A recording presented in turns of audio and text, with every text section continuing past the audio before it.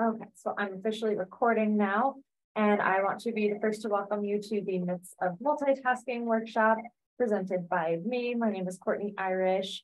I work over in academic support in the library on the ACC Littleton campus as the coordinator in that department.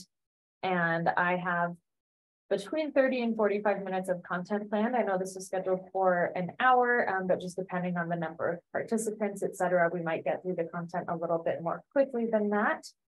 Couple of ground rules before we get started. Please feel free to use the chat at any point in time. If I'm ever looking off to the side, it means that I'm monitoring the chat. So please feel free to use that to ask questions, participate, et cetera. And then I might be soliciting some reactions from you. You can view all of your reactions at the bottom of the screen by choosing essentially like an emoji. So I might ask you to raise your hand, or you can give a thumbs up or a heart. So please feel free to engage in whatever way is most comfortable to you. You're welcome to have your video off or on. It does not matter. Again, what feels most comfortable to you. And this meeting is being recorded, so you can watch it at a later point if you happen to miss something during the presentation, or you want to go back and review the content. So without further ado, let's go ahead and get started. I want to start off with some quick reflections. This is where I'm going to ask you to participate by raising your hand or sharing your thoughts in the chat. Really, the bulk of our content is going to be dispelling 3 common myths about multitasking, and then moving into what you can do instead. We'll talk specifically about focus, time management strategies, and mental health recommendations. Then at the end of the workshop, we will have time for question and answer, any clarification points that you would like to discuss, and a wrap-up activity, which will involve a little bit of goal setting. So please stay tuned throughout the presentation. And again, feel free to participate at any point in time. Okay, so here is where I want you to use the raised hand feature. So please raise your hand if you commonly work on more than one thing at a time. I am going to raise my hand as well. So I always try to work on more than one thing at a time, right? It's like we want to get so many things done at once. Yeah, so I see 3 people out of 5 have raised their hands so far.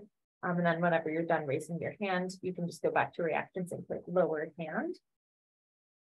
And then raise your hand again if you believe that multitasking leads to improved productivity. So you think you can get more done and get more done better if you multitask. Yeah, I see a couple of hand raises there. Yeah, thanks so much. Yeah, so really common beliefs that multitasking leads to improved productivity. We'll talk about that in a little, but I think a lot of people have that mindset where we think if we can get more done in a day, then we're better. And the way we get more done is by doing more things at once. Again, you're in the midst of multitasking workshops, so you can probably guess that that's going to be one of the myths that we actually talk about. Go ahead and share in the chat for me. What is the average amount of time you can work on the task? And that's just one task at a time before losing focus or getting interrupted. I'll put my response in the chat. For me, it's about 15 minutes. For some of you, it might be an hour, 2 hours. It might be 5 minutes. That's totally fine. But I want to hear from you. What's the average amount of time you can work on a task before losing focus? Between 20 and 45 minutes, depending on how involved the task is. Yeah, that's a really good point. Yeah, thank you. We have between 20 and 45 minutes. Amber said between 20 and 30 minutes. Other thoughts?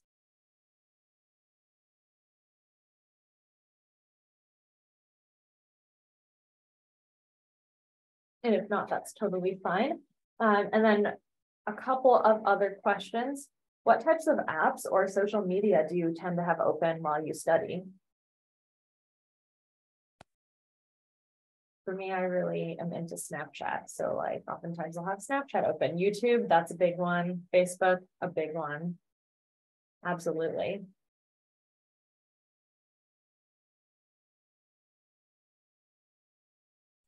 I must be going against the herd because I don't have any open.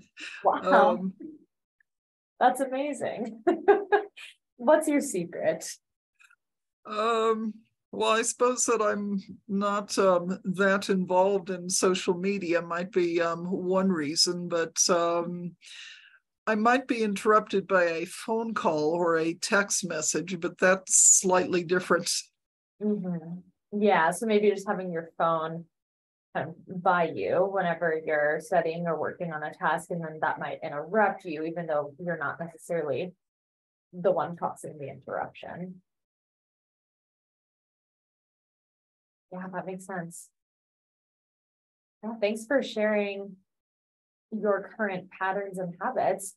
I want to lead us into a discussion now of multitasking. I think the couple easiest examples and most applicable examples would be the two that I've listed on the slide. So by show of hands, again, using the raise your hand feature, have you ever turned down the volume in your car so you could see better while you're driving? Or if you turned down the volume in your car when you hit traffic? Like, guilty. I always do this. See a couple of hands raised.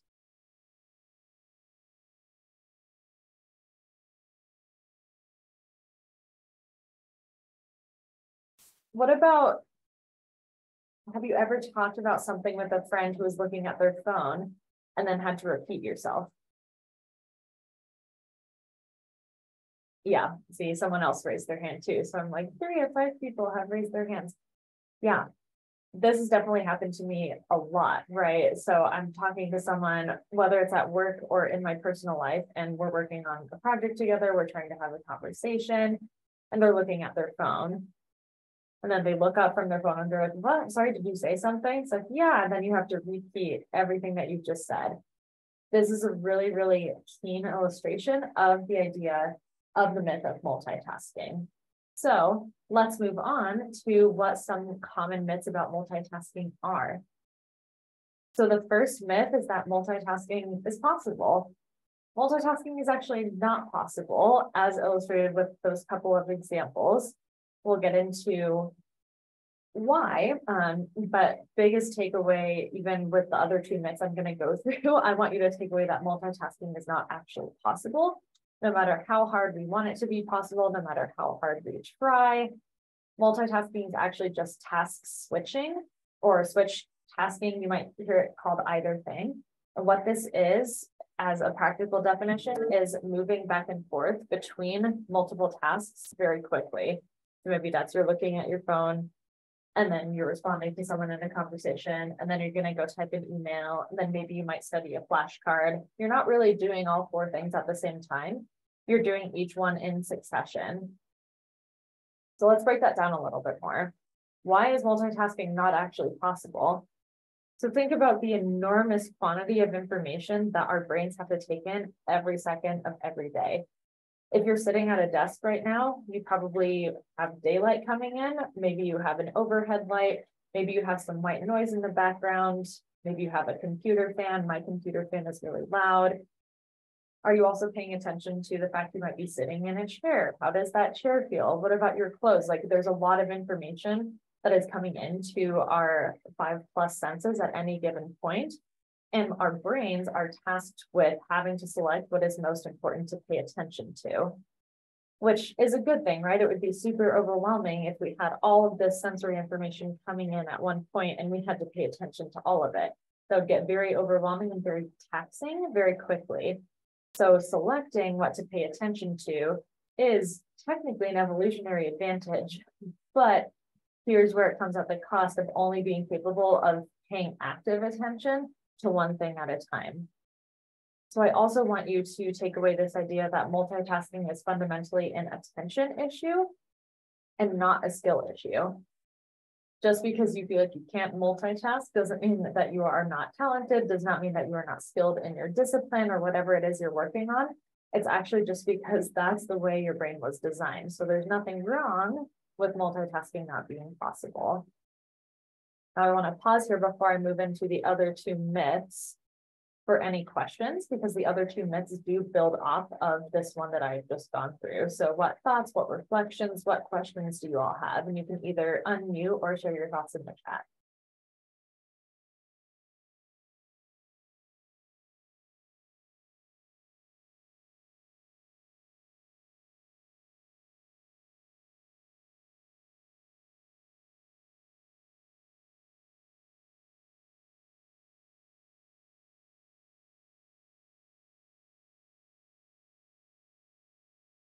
curious that multitasking. I can think of in terms of cooking. In cooking, I might have several things going on at one time, but I am focused on one specific thing at any given moment. So I'm assuming that's succession rather than multitasking. Yeah, that's a good question. So getting into those more real world examples where you're thinking, hey, actually, I feel like I can multitask. And we'll talk about this a little bit more in future slides, but essentially, yes, we can definitely have multiple things going on at the same time, as in the example of cooking, but we can only pay attention to one of those things actively at a time. And like you were sharing earlier, Vera, this is going to depend on how difficult the task is, which is actually going to be covered on the next slide. So maybe you have something in the oven, you're not really having to pay attention to that other than the fact the oven is on. You'll need to turn it off eventually, but you can kind of just let that sit there in the background while you're stir frying something on the stove, requiring a little bit more active attention. Does that make sense?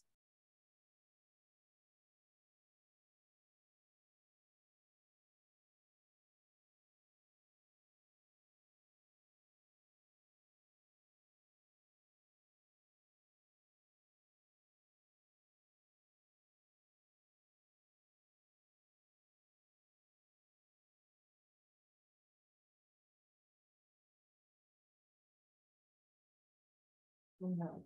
Any other thoughts or questions before we go on to the next slide, y'all? I was thinking of answering the phone and typing at the same time, but again, I think that's similar, right? Like I'm not necessarily thinking about holding the phone, so it'd be similar to the bread in the oven. You think you're talking on the phone and typing and doing all of that, but a lot of times you're not necessarily paying attention to the phone piece, more so the typing that's happening or whatever. So I'm curious about something. You attend a lecture, you're taking notes, that you're trying to listen and you're trying to take notes, but you manage to lose some thoughts that when you're writing, and what was that he said? And it's one of those things that you think you might be doing two things at once, but you're switching between one and the other. Mm-hmm. Yeah, and you're actually switching, really rapidly, right? You're having to pick up a phrase and then write the phrase down and then pick up the next phrase, hold that in your working memory while you're finishing the first phrase and then write it down again. So I think that's not only an issue of multitasking, but also the capacity of working memory, which I don't know if any of you are psychology nerds like me. I was a psych major, but I always think of the concept of 7 plus or minus 2. So the amount of things that we can actually hold in our memory before we start losing parts of those 7 pieces.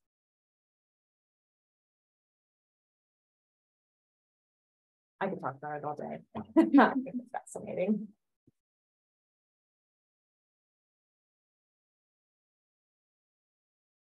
All right, let's move on to myth number 2.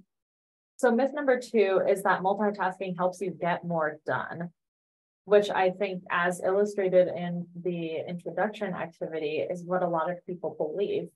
But there is a body of research out there that shows multitasking, quote unquote, multitasking actually results in lower performance. This is what we call task costs. So costs associated with trying to focus on too many things at once.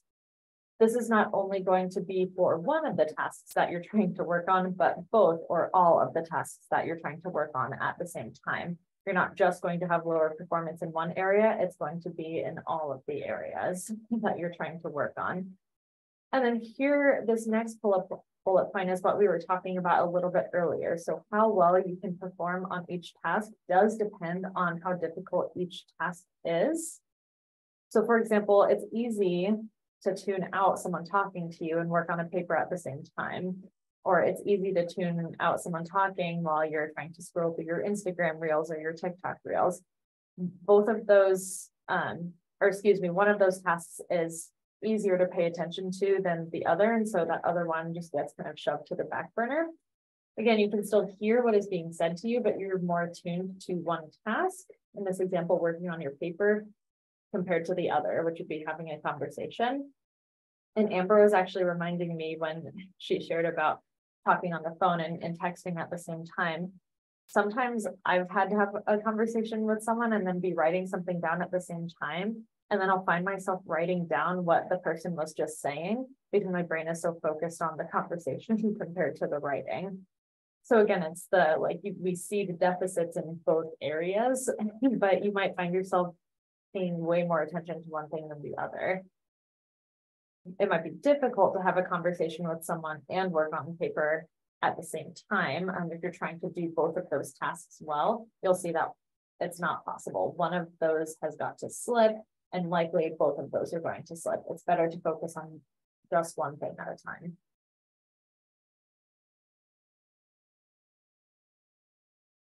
Thoughts and reflections here.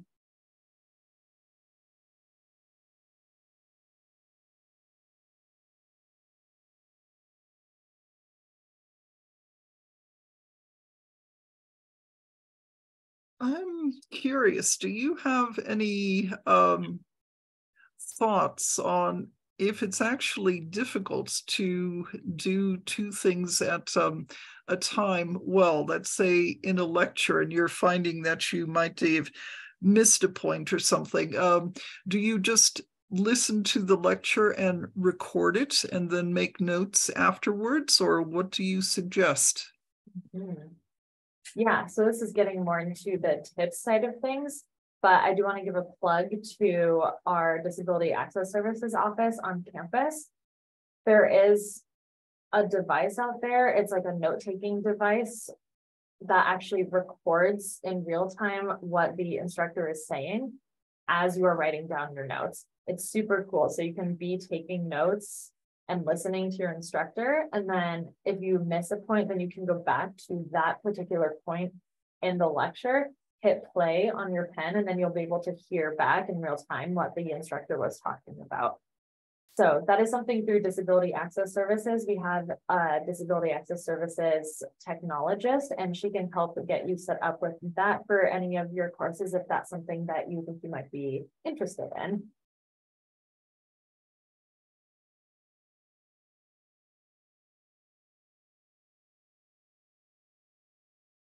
And so, well, I don't suppose that would be relevant if you're not disabled, but it sounds like an useful device, I think, for anyone, really. Yeah, and that's a good point about Disability Access Services too. If you want access to more accessible technology, you can always visit their office, even if you don't necessarily have a record of having a disability. They're more than happy to get you set up with accessible technology. So don't be shy. Just, if you don't feel like you belong there, you absolutely do. They are more than willing to help anyone out.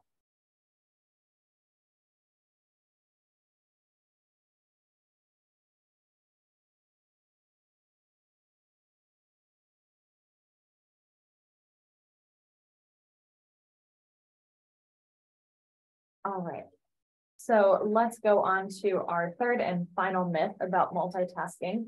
Myth number 3, that multitasking helps you complete things more quickly. Again, a very popular myth that continues to be disseminated throughout our communities.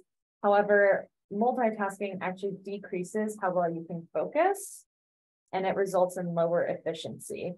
So to the first point, multitasking decreasing how well you can focus. On average, for 2 difficult tasks that you're trying to do at the same time, it will take you an average of 15 minutes to get back on track to just one task after getting distracted. The best example I can pull from this, and this is why I asked you earlier what types of apps and social media you have open while you're studying, is what we call media multitasking. So this is going to be trying to write an email, try to write a paper, trying to study for a test while you're scrolling through Facebook, Instagram, TikTok, texting, getting distracted by your phone, because the other task in question is going to be some type of media device, whether a cell phone, computer, tablet, or otherwise. Students do this all the time. And the study that I have cited here, which was from 2017, so I'm guessing the stats have even gone up since then. But in this study, the students that were part of the sample, on average, used 4 social media platforms while they were studying. And what's interesting about this study here is that the students who are using more and more and more social medias didn't necessarily study for more and more and more time based on the amount of times they were getting distracted. They studied, quote unquote, for the same amount of overall time as the students who didn't use any social media, which goes to show those students who did not use social media ended up performing better on a later exam. So we're talking about both performance and efficiency. It takes longer to complete not just one, but all of the tasks you're trying to complete simultaneously.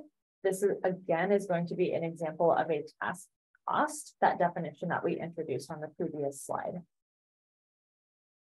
Brenda says, I have to turn off my phone if I really want to study. Yes, I love that. I'm going to be asking for suggestions later on, so keep that one in your back pocket. You can definitely share that out to the group as well, and then we'll get a good idea of what everyone does to try to mitigate some of these hurdles.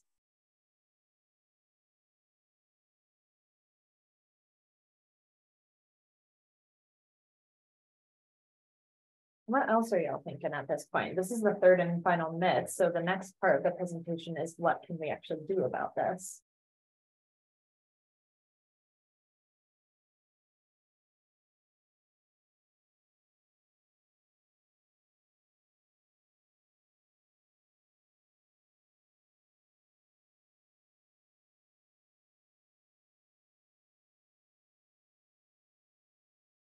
All right, go ahead and give me a thumbs up if you are ready to move on to our next section.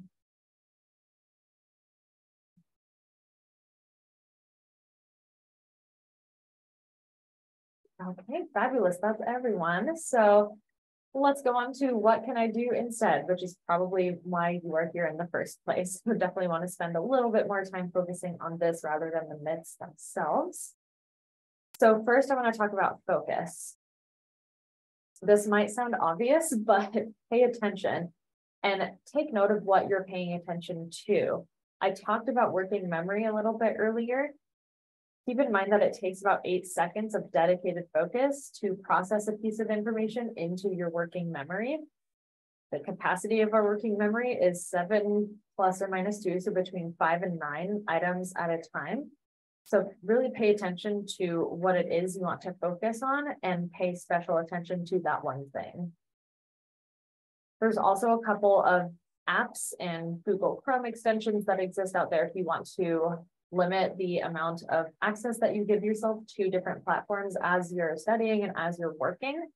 One of the examples, the logo is contained in the upper right-hand corner of this slide here. It is called Stay Focused. Yes, it is spelled without the E. I realize it looks weird, but that's just the name of the extension that they have. What it does is on Google Chrome restricts the amount of time that you spend on time-wasting websites. It will actually block or allow entire sites, videos, images, forums, etc. So you can really customize it based on what distracts you the most and figure out what's the best way that you want to use this extension if you decide to move forward with it. You can also do this on your phone. I know Brenda was saying that they have to turn off their phone if they really want to study. But if you feel weird about turning off your phone, or you need to be on call, if you need to pick up your kid or something like that, then you can also keep your phone on, but limit screen time in particular apps on your phone. I don't know how to do it on every single phone out there, so keep that in mind, but there probably is a setting, but I just might not know how to do it. I do know that on the iPhone, it's going to be in your settings, screen time, and then app limits. I don't have an Android, but I have an informant who has an Android, and they said it's either in digital well-being or focus mode. So there's a couple of different things that you can do depending on the phone that you have to lock yourself out of certain apps, or really make sure that you're spending the time focusing that you need. So I recommend not only doing some kind of mental exercises to pay better attention and notice what you're paying attention to kind of on your own terms, but also using technology to your benefit. Do you have any questions about these screen time restrictions? I've never used Stay Focused, so I don't have any logistical answers to questions you might have, but the app limits on iPhone I have used and they work really well. So let me know if you have questions.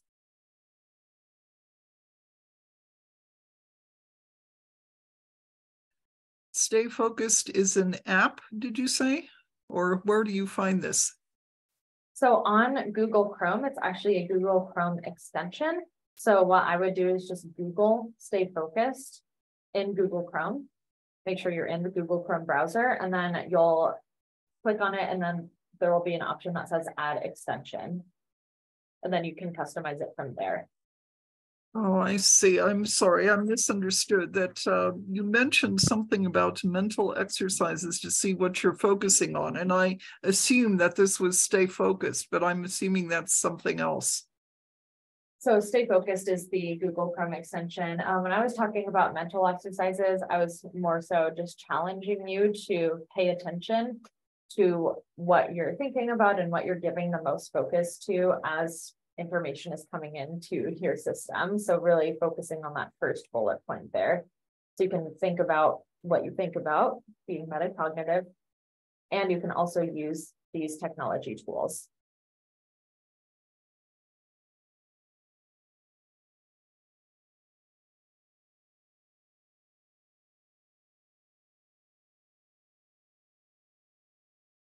All right, time management strategies. So we now only have focus strategies, we have time management and also mental wellness strategies. For time management, again, this is something I could talk about all day. In my previous role, I talked to students about time management all day. So these are just a couple of suggestions that I have. But if you wanted to meet one-on-one and talk more, I can definitely do that too. But just general things that might apply to everyone would include creating to-do lists and organizing them in order of priority. I'm really good at creating to-do lists. I'm not so good at prioritizing. So if you find yourself skilled in one of those areas, but not the other, it can definitely be a challenge and a push to do that kind of thing at first. But once you've established a to-do list routine and you can estimate how long it's going to take you to focus on each task, then really the prioritizing will make a lot more sense. I'm going to revisit the Pomodoro technique in just a second because I want to go through it in more depth. But to cover these last two bullet points here, I say study in chunks of one subject at a time and set time limits for each subject to prevent the temptation to look at something else.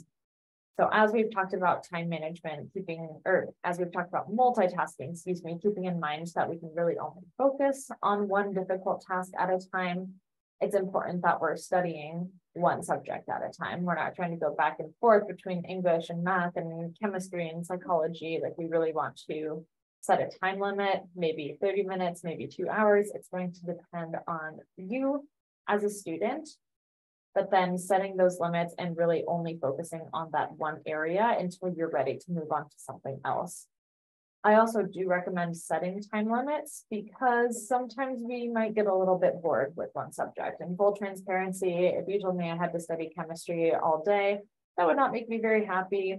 I might have some chem nerds in the room, which love that, but for me, it's not my thing. So if I had to study chemistry, I would really only want to study 1 hour at a time and then move on to something more interesting to me, like psychology. So think about the time limits that you can realistically focus on whatever subject it is you're working on and adhere to those time limits, because we don't want you getting distracted using your social media apps, because as we know, that's going to decrease your efficiency and decrease your performance. And then finally, the Pomodoro technique is just one strategy you can use for setting such time limits that I just mentioned. It is laid out visually on the right-hand side of the slide here. And it sounds fancy, but it's really not. Really, all that it is step one, pick a task Step 2, set a 25-minute timer, 20 to 25. Step 3, work on one task until the time is up. Step 4, take a 5-minute break. And then step 1 through step 4 is what we call a Pomodoro.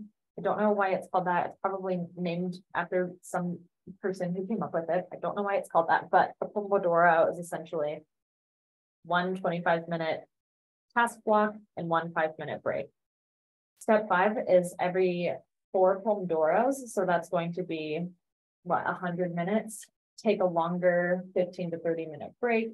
At that point, you might even want to move on to something else, whether that's studying or housework or socializing or whatever it might be. But essentially, it's just one of many ways that you can keep yourself on track, stay mentally fresh, and stay focused. So what questions do we have here?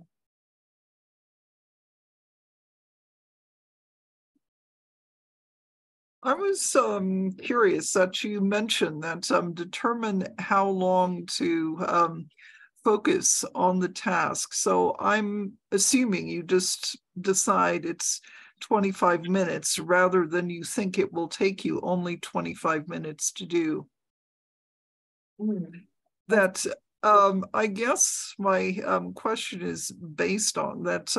Say if you were working on something that is new or unfamiliar and you need to complete it, well, how do you know how long it's going to take? So I see that kind of as a two-pronged question. The first prong is why 20 to 25 minutes? The reason for that is because generally the human attention span is about 20 to 25 minutes. It might be a little bit shorter. It might be a little bit longer. So the challenge to you attending this workshop or watching the recording would be to try to find what we call your focus number. And that's going to be, you dedicate yourself to a task, you start a stopwatch, and then once you get distracted, you stop your stopwatch. Then you look to see how long it was. It's essentially testing yourself to figure out how long you can focus until you get distracted. Again, I did ask that question at the beginning of the session, but sometimes it might be more, it might be less. So that would be trying to find your focus number. Generally, it might be between like 18 to 27 minutes. So I say between 20 and 25. And then as you're setting up your Pomodoro, you might want to, instead of setting a 25-minute timer, you might want it to only be 18 if 18 turns out to be your focus number. So that's kind of the first prong of the question that I see that you asked. The second part is going to be, if I'm starting something new, how do I accurately estimate how long it's going to take me? Usually, there's not an exact science, right? But usually it's going to take you a little bit longer than you anticipate, especially if it is something new. So if you're thinking, hey, I want to plan out this paper, I really want to get a thesis done, like a thesis statement, and I want to have 3 different topics that I'm putting in the body of my essay. I'm guessing that's going to take me 30 minutes. Probably it's going to take you between 45 minutes and an hour if you're starting from scratch. So general rule of thumb is if it's something brand new, it's going to take you longer than you expect. If it's something you're familiar with, usually you're going to be pretty on track and you can set up the number of Pomodoros that you need to accomplish whatever it is you're looking at. Did that answer your question? There's kind of a two-parter there.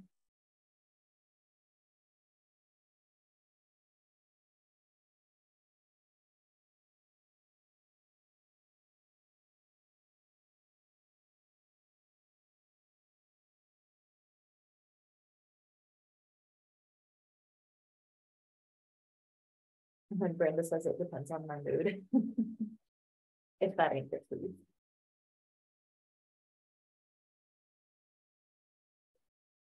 All right, let's go on to the final set of recommendations, which is going to be mental health recommendations. This little screenshot here is from Thor Ragnarok, which I think is a hilarious movie. If you have not seen it, I would strongly encourage you to watch it. I always think bringing up the get help that they do in that movie is fitting for this type of slide. So my mental health recommendations for you are to take regular breaks. This is going to be in between work, school, studying, family obligations, etc. it can be really helpful to have that separation between the different roles that you have in your life. So giving yourself adequate breaks in between taking on each of those roles is definitely advised. You can also think about taking regular breaks every 20 to 30 minutes, as we just talked about, using your focus number and using the Pomodoro technique. Set realistic expectations for yourself. Sometimes we might have lofty goals, which is great. I always encourage you to shoot for the stars. But if you're wanting to write a 20-page paper in one day, is that going to be the most realistic expectation for yourself? Probably not. So if you're noticing that you're setting really, really high goals for yourself, try to catch that and see if there's a way that you can bring that down, right? So if I want to write a 20-page paper, maybe that will take me more like a week and a half compared to one day. Doesn't mean you have to get rid of the goal. It just means that you might have to change it so that you're not so overwhelmed all the time. It's very important to have appropriate balance between work, school, and life. I also acknowledge that this is going to ebb and flow depending on the time of the year, depending on how busy work schedules are, depending on how busy familial obligations are, depending on other personal circumstances that are going on. So whatever balance looks like for you at this moment in time, or whenever things feel off balance, you know you best and you know what your equilibrium is going to be. Just try to keep in mind those multitasking things and set a realistic expectation and set realistic balance. It's also important to get 7 to 9 hours of sleep a night. I know for parents that is not always possible, but trying to catch up on sleep wherever you can is going to be better for your mental health, as is a good diet. There are a lot of foods out there called brain foods. In the slide deck, I think I have a list of brain foods listed in the slide notes. So feel free to check that out after the fact. And then also keep in mind, there are a plethora of resources here at ACC. I've talked about disability access services already with their accessible technology available, but you might not even know some of the resources available because you haven't had to use them until you have to use them. So whenever you're running into something where you're like, hey, I think this is something that maybe ACC can help me with, please ask us. We want to help you get plugged in wherever we can. So now I'm going to stop sharing my screen and then reshare this tab because we are going to be doing what is called a Menti. I don't normally use Menti, or I haven't used it very much. But I want to know from you, what other suggestions do you have for managing multitasking and for focus, time management, and mental health? So go to menti.com. There is a QR code on the bottom here, and you can enter the code just by scanning it, or you can go to menti.com and use the code 46157962. This code is active for 2 days. So if you're watching this after April 28th, unfortunately, you will not be able to participate, but hopefully our live participants right now have some other ideas. It is anonymous, so don't worry about your name being attached. See, we already have one come through. It says take a break and you don't know who it's attached to. So I would love to hear your other thoughts. Like Brenda mentioned earlier that they have to turn off their phone. Great suggestion. What else do you all have to share with each other? I definitely want to hear what else you have.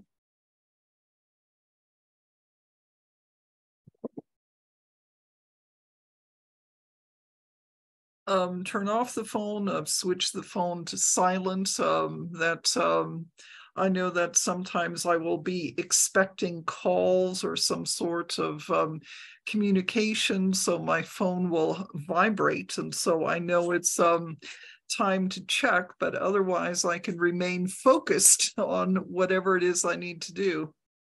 Yeah, awesome. I'm gonna put that in the Menti. Silence your phone.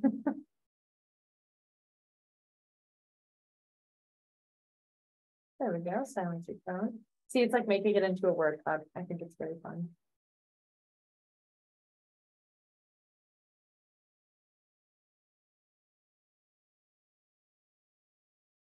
And we have plenty of time for this activity, which is fabulous.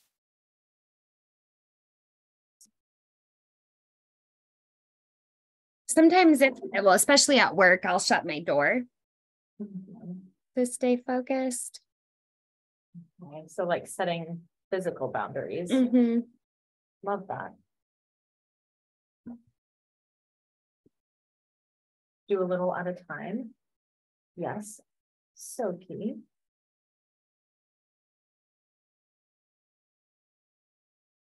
Like I'm trying to brainstorm too. I think you're allowed 25 characters. So let's see what else.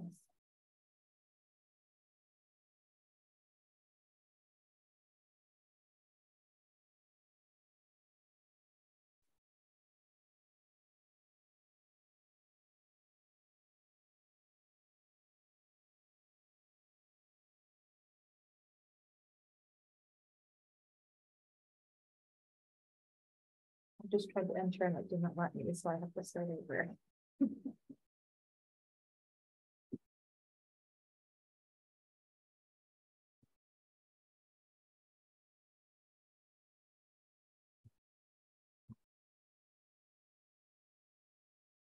There we go. Those were the ones that I also had in mind. So Amber talked about setting physical boundaries. Also important to celebrate the small wins. So if you set a small goal for yourself and you accomplish it, I feel like that's not only a small win, but also a big win. And then you can also find a mentor, someone who has done something similar before you, or someone who you think is really skilled at time management or has lots of resources for mental wellness. Find a mentor who can help you. And if you all think of other ideas later, again, this is going to be open for 2 days.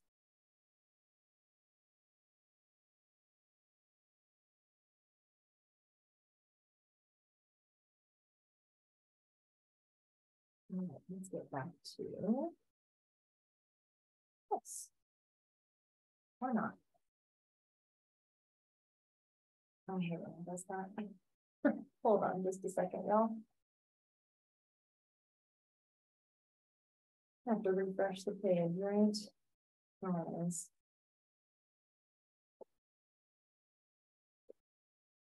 The next slide just says Q&A. So as this is loading, feel free to jump in with your questions in the chat or by unmuting yourself.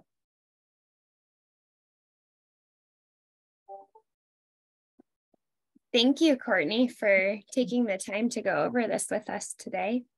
Yes, I'm going to try to cue this up in the form. Hold on.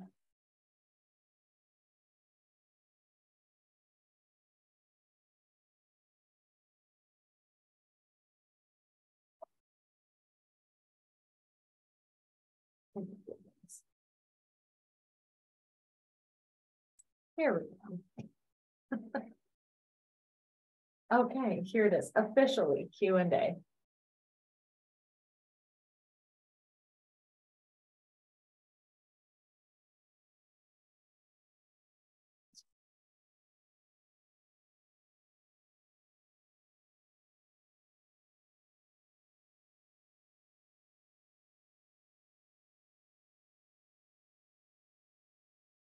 I also want to give space for reflection too. So this is my second to last slide other than contact information. So go ahead and take the next couple of minutes to not only think of any remaining questions that you want answered, but also outlining 2 action steps that you want to take after attending today's workshop. If we were in person, I would ask you to share with your partner, but don't worry, I'm not going to ask you to do that in this space. But I do want you to think about maybe what you would want to change after attending the workshop and learning just a little bit more about multitasking. So as you're doing that, feel free to brainstorm any questions as well and pop them in the chat. Thank you, Brenda. Calculate your attention span. Yeah, that's a good one because you can do that within an hour. You just need to do it a few times and take an average.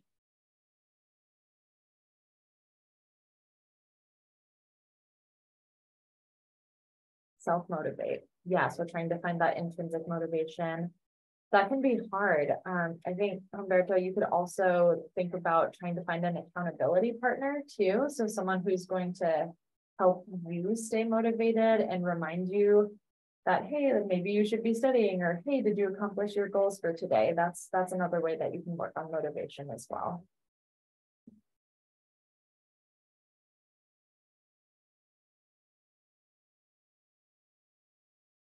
I love these goals.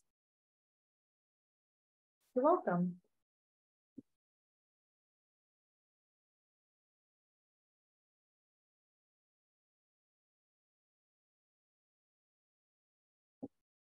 Writing tasks down. Yes.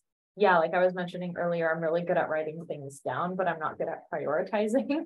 So maybe you just want to start from getting things written down in the first place. Yes, I love that. Also, did you know that ACC has free student planners? I think they're at the Dean of Students office. Amber, you can correct me if I'm wrong. I think that's where I saw them last. Yeah. So that's going to be on the second floor by the staircase, right by the student lounge. And ask for a planner that can help you keep track of your goals and your tasks.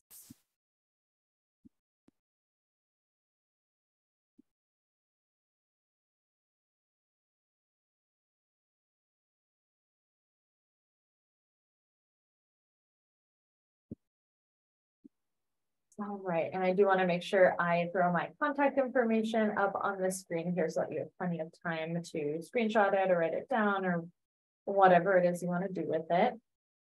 And also make sure that folks watching the recording have ample time to see this information. Again, I'm located in the library, which is on the second floor. I am physically located right around where tutoring happens. So if you walk past the circulation desk and then take a left after you pass the classroom, that's where my office is. And that is where my director's office is as well. But if you wanted to follow up by any means, feel free to email me or Gwen or our general inbox. Definitely happy to help you brainstorm other ideas and goals that you might be thinking about. And thanks so much again for having me present. I appreciate it. Thank you. Well, I'm going to stay on for a few additional minutes just to answer any questions that might come up, but I am going to stop the recording at this point. And thank you all so much for coming. Please let me know if you have any lasting questions. I would be happy to connect with you further.